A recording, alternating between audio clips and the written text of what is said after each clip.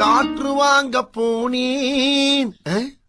காற்று வாங்க போனேன், ஒரு கவிதை வாங்கி வந்தேன். DJ Appu. நான் காற்று வாங்க போனேன், ஒரு கவிதை வாங்கி வந்தேன். நம்ம ஒண்ணு கேட்டா நம்மள அசர வைக்கிற மாதிரி ஒரு பதில் சொல்லுவார் பாரு. அதை கேட்டு வாங்கி போனாள் அந்த கண்ணி என்னவானாள். அதை கேட்டு வாங்கி போனாள் அந்த கண்ணி என்னவானாள்.